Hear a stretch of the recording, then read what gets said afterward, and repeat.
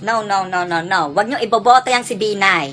Nako, wag nyo na talagang paupuin yan. Nako, ang dami na talagang ginawa ng taong yan, mga Binay na. Junjun, ang Jajumar. Nako, tigil-tigilan nyo na. Pag binoto nyo yan, talaga magtatampo talaga ang Ateneo Blue Eagles. Kasi papalitan na talaga ang pambansang ibon ng Pilipinas. Papalitan ng uwak. Nako, papalitan ng uwak. Kaya, wag nyo iboboto. Tangina, yung mga supporter naman nila, kaya gano'n, support talaga ng support talaga. Kasi mga binayaran, di ba? Binay, yaran. Ganun yon.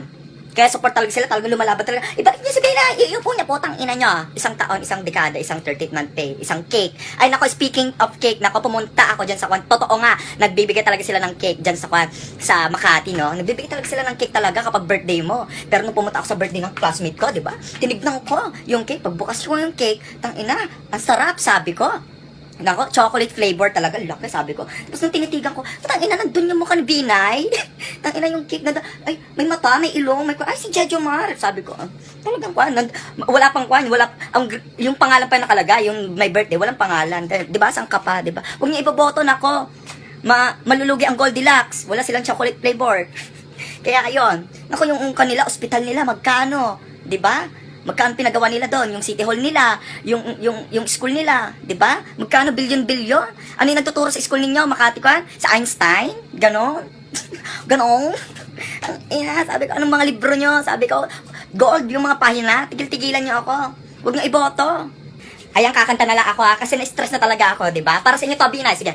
Pen, desara, pen, ang kutis mo, maitim pa rin. How, pati anak. Nog, no rin. Mukhang singit, nagngingit-ngit, gintot, pilak, binubulsa sa tabi ng bahay. Nako, mga magnanakaw, tigil-tigilan nyo talaga ako, di ba? Mga nagngingit-ngit na mukhang singit, di ba? Kasi nga, pinalayas na sila sa Makati. Hindi nyo pagmamayari ang Makati. Di ba? Hindi nyo pagmamayari ang Makati. Huwag kayong gumawa-gawa dyan ng kingdom. This is my kingdom come. Di ba? Tigil-tigilan nyo ako. Madami pang sasabihin. Busy lang kasi ako ngayon. Sige na, babay na. Nako, tatandaan nyo talaga to. Nako, kapag naging presidente yan, si Binay, no? Nako, pag pinasok nyo, maging presidente yan, lahat mananakaw. Kaya takot na takot talaga ako. Baka manakaw po ang aking swimsuit.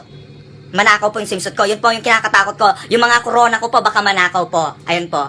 Tsaka baka, alam nyo, kapag sumali talaga yan si Binay sa kwan, sa Big Brother, nako, pag pumasok pa lang si Big Brother, sa Big Brother house, nako, wala na. Nasa kanya na yung titulo ng lupa ni Big Brother, yung bahay, di ba? Pati yung prize, di ba? Wala pa lang nananalo, nasa kanya na, nabulsa na yung pera. Ganun po katindi ang pagnanakaw po ng mga Binay.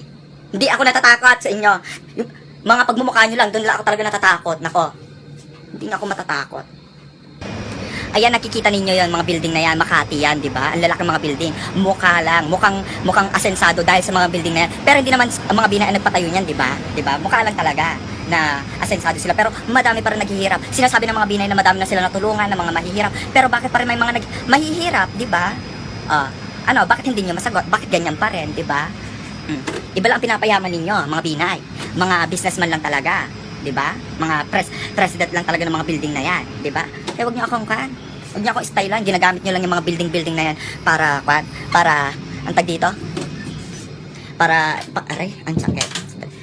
Para mapakita ninyo na asensado talaga ang Tigil-tigilan niyo ako. Tsaka kapag pinapasok lang si Binay doon sa Big Brother house, nako, kapag pinatawag lang si Binay dyan sa loob ng confession room, tsaka pinagalitan siya, nako, sorry ka, ipapamedya ka niyan, nako, titira-tirahin ka niyan. Humanda ka, Big Brother, hanapin ka ng mga bodyguards niya. Tsaka sa mga nakakaaway niya dyan sa loob ng bahay, nako, kayo, Bailey, wag niyo makaaway-away yan si Binay, nako, kayo, tututukan kayo ng baril niyan, di ba, ng mga bodyguards niya. Kaya, tigil-tigilan niyo na ang pagpapapasok sa kanya, kung saan-saan.